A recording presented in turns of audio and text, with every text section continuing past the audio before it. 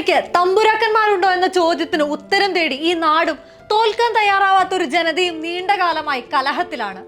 മലയാള സിനിമയിലെ താരങ്ങൾക്ക് തിളക്കമോ ചന്ദ്രന് ശോഭയോ ഇല്ലെന്ന് പറഞ്ഞുകൊണ്ട് ജസ്റ്റിസ് ഹേമ കമ്മിറ്റി സമർപ്പിച്ച റിപ്പോർട്ടും തുടർന്ന് ഈ നാടറിഞ്ഞ നടുക്കുന്ന സിനിമാ കഥകളും ചുരുളഴിച്ചത് അത്തരം ആധിപത്യങ്ങളുടെയും ചൂഷണങ്ങളുടെയും കഥകളാണ്. പരിഹാരം തേടി ഒരു നല്ല നാളേക്ക് വേണ്ടി സിനിമാ പ്രവർത്തകരെല്ലാം തിരുവനന്തപുരത്തെ സിനിമാ കോൺക്ലേവിൽ സജീവമായി പങ്കെടുത്തു.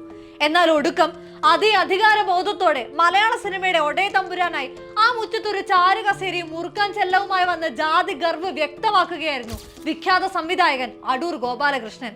ആ കോൺക്ലേവിന്റെ ഉദ്ദേശത്തിന് നേരെ വിപരീതമായ ഒരു പ്രസ്താവനയുമായി വീണ്ടും വിവാദങ്ങളുടെ കെട്ടഴിക്കുകയാണ്. ഷെഡ്യൂൾ കാസ്റ്റ് ഷെഡ്യൂൾ ട്രൈബിന് കൊടുക്കുന്ന ഒരു പടമെടുക്കാൻ കൊടുക്കുന്ന തുക 1.5 കോടി രൂപയാണ്.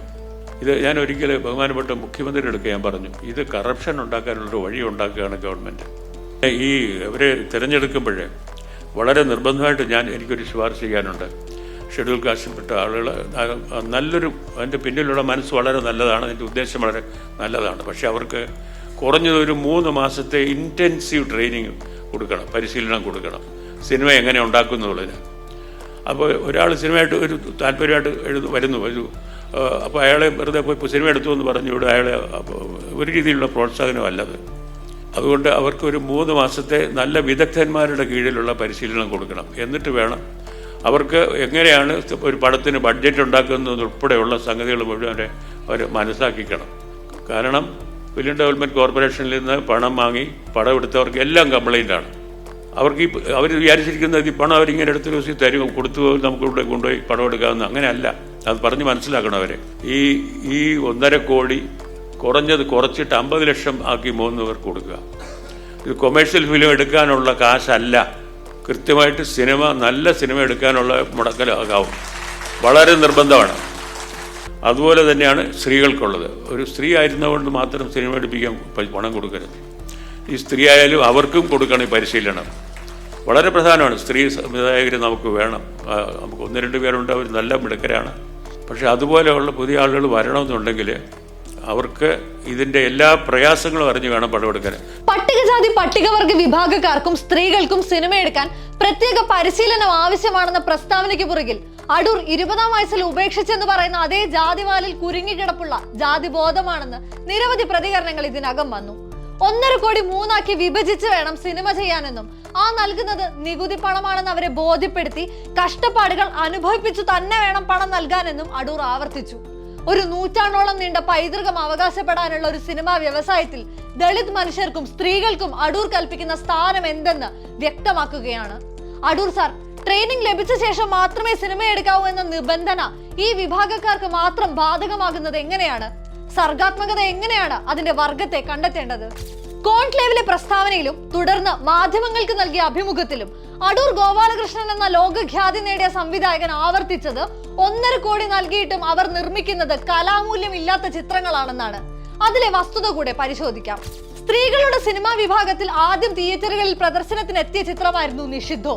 താര രാമാനുജൻ സംവിധാനം ചെയ്ത ചിത്രം കേരള രാജ്യാന്തര ചലച്ചിത്രമേളയിൽ മികച്ച ഇന്ത്യൻ സംവിധായകയ്ക്കുള്ള അവാർഡും 52ാമത് കേരള സംസ്ഥാന ചലച്ചിത്ര പുരസ്കാരങ്ങളിൽ മികച്ച 2ാമത്തെ ചിത്രത്തിനുള്ള അവാർഡും നേടിയിരുന്നു. ഒട്ടാവ ഇന്ത്യൻ ഫിലിം ഫെസ്റ്റിവലിൽ മികച്ച ചിത്രമായി തിരഞ്ഞെടുക്കപ്പെട്ട ചിത്രം New York Indian film festival, Bengaluru international film festival, Kolkata international film festival തുടങ്ങി രാജ്യത്തിനകത്തും പുറത്തുമായ വിവിധ രാജ്യാന്തര ചലച്ചിത്രമേളകളിൽ പ്രദർശിപ്പിക്കുകയും ആദരവ് നേടുകയും ചെയ്ത ചിത്രമായിരുന്നു. തൊട്ടടുത്ത വർഷം KSFDC പുറത്തിറക്കിയ B32 മുതൽ 44 വരെ എന്ന ശ്രുതി ശരണ്യം സംവിധാനം ചെയ്ത ചിത്രം കേരള സംസ്ഥാന ചലച്ചിത്ര അവാർഡിന് അർഹമായിരുന്നു. നിള എന്ന KSFDC ചിത്രത്തിന് സംവിധായിക ഇന്ദുലക്ഷ്മിയുടെ 2ാമത്തെ ചിത്രമായ അപ്പുറം ഇന്നും വിവിധ അന്താരാഷ്ട്ര ചലച്ചിത്ര വേദികളിൽ സജീവമാണ്. IFFKയിൽ മികച്ച നവാഗത സംവിധായകയ്ക്കുള്ള അവാർഡ് നേടിയ Indulakshmi New York Indian film festival, Berlin film festival, Melbourne film festival തുടങ്ങി നിരവധി രാജ്യാന്തര വേദികളിലടക്കം അപ്പുറവുമായി എത്തുകയാണ്. ശിവരഞ്ജനെ ഒരുക്കിയ വിക്ടോറിയ ചൈനയിലെ ഷാങ്ഹായ് ഫിലിം ഫെസ്റ്റിവലിൽ നേടിയത് മികച്ച നടിക്കുള്ള അവാർഡിനൊപ്പം നീണ്ട നേരത്തെ സ്റ്റാൻഡിംഗ് ഒവേഷനും കയ്യടികളുമാണ്. SC/ST കാറ്റഗറിയിൽ നിന്നുള്ള സംവിധായകർ അരുൺ ജെ മോഹൻ, VS സനോജ് എന്നിവരൊരുക്കിയ ചുരുൾ, അരിക് എന്നീ ചിത്രങ്ങൾ കാലിക പ്രസക്തി കൊണ്ടും കഥയുടെ വേരോട്ടം കൊണ്ടും കണ്ടവർക്കെല്ലാം സിനിമ എന്ന ആയുധത്തിന്റെ മൂർച്ച മനസ്സിലാക്കി കൊടുക്കാൻ ഇരു ചിത്രങ്ങൾക്കും സാധിച്ചിട്ടുണ്ട്. ഈ സിനിമകളെല്ലാം കൺമുൻപിൽ ഉദാഹരണങ്ങളായി തെളിഞ്ഞു നിൽക്കുമ്പോഴാണ് അടൂർ ഗോപാലകൃഷ്ണൻ എന്ന സംവിധായകന്റെ വിവാദ പരാമർശം എന്നതും ഓർക്കണം. സിനിമ എടുക്കണമെന്ന ആഗ്രഹവുമായി കയറി വരുമ്പോൾ തന്നെ സർക്കാർ പണം എടുത്തു കൊടുക്കാൻ തയ്യാറാവരുതെന്നാണ് അടൂർ പറയുന്നത്. അതിനുള്ള വ്യക്തമായ ഉത്തരം സംവിധായക ശ്രുതി ശരണ്യം നൽകുന്നുണ്ട്. വെറുതെ ഓടിച്ചെന്നാൽ കിട്ടുന്നതല്ല ഈ 1.5 കോടി. ഒരു വർഷത്തോളം നീണ്ടുനിന്ന 4ഓളം റൗണ്ടുകളായി ഉണ്ടായ മത്സരത്തിലൂടെയാണ് തിരക്കഥകൾ തിരഞ്ഞെടുക്കുന്നത്. അങ്ങനെ ഇതിനകം 10ഓളം ചിത്രങ്ങൾ ഈ കടമ്പകൾ ചാടിക്കടന്നിട്ടുണ്ട്.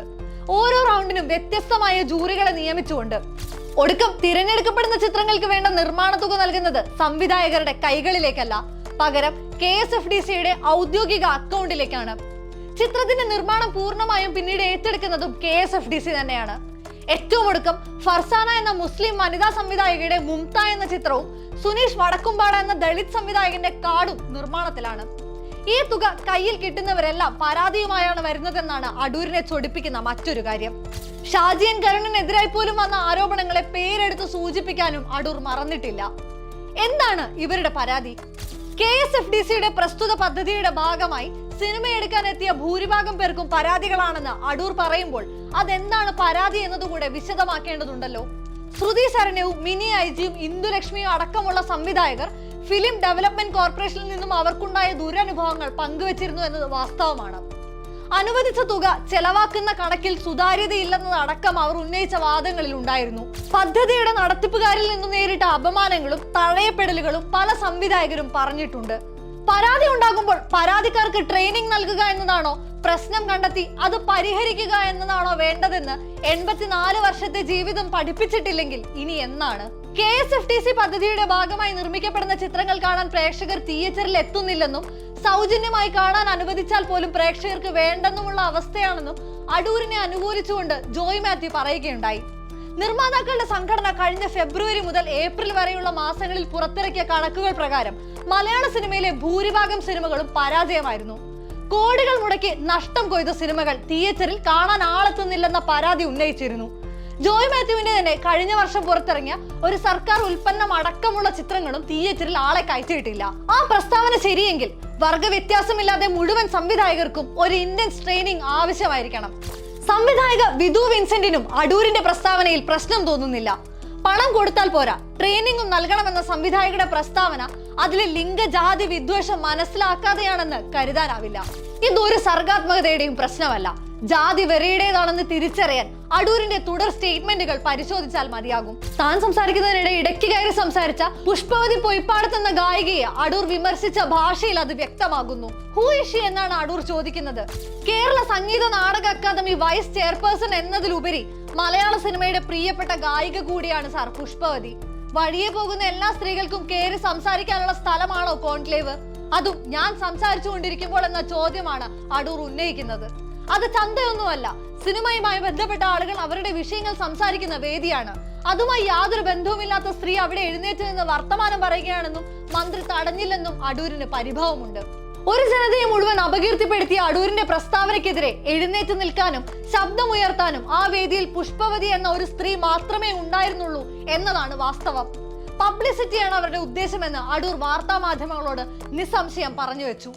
തനിക്കെതിരെ KR നാരായണൻ ഇൻസ്റ്റിറ്റ്യൂട്ടിൽ സമരം ചെയ്ത വിദ്യാർത്ഥികളുടെയും ലക്ഷ്യം മാധ്യമ ശ്രദ്ധയാണെന്നായിരുന്നു 2 വർഷം മുൻപ് അടൂർ പറഞ്ഞിരുന്നത്. അതേ ഇൻസ്റ്റിറ്റ്യൂട്ടിലെ സ്വീപ്പിംഗ് തൊഴിലാളികൾ തങ്ങളെ 5 കിലോമീറ്റർ അപ്പുറത്തുള്ള ഡയറക്ടറുടെ വീട്ടുജോലിക്ക് അയച്ചെന്നും ടോയ്ലറ്റ് കൈകൊണ്ട് ഉരച്ച് കഴുകേണ്ടി വന്നതടക്കമുള്ള ദുരനുഭവങ്ങൾ നേരിട്ടിട്ടുണ്ടെന്ന് അറിഞ്ഞിട്ടും അടൂർ നടപടി കൈക്കൊണ്ടില്ലെന്നും പറഞ്ഞപ്പോൾ ഉടുത്തൊരുങ്ങി വന്ന പരാതി പറഞ്ഞ സ്റ്റാർ ആവുകയാണ് അവരെന്ന് തന്നെയാണ് അടൂർ ആവർത്തിച്ചത്. എലിപ്പത്തായം എന്ന ചിത്രത്തിലെ കരമന ജനാർദ്ദനന്റെ ഉണ്ണി എന്ന കഥാപാത്രമായി പരിവർത്തിക്കപ്പെടുകയാണ് താനെന്ന് അടൂർ തിരിച്ചറിയുമെന്ന് മാത്രം പ്രത്യാശിക്കാം.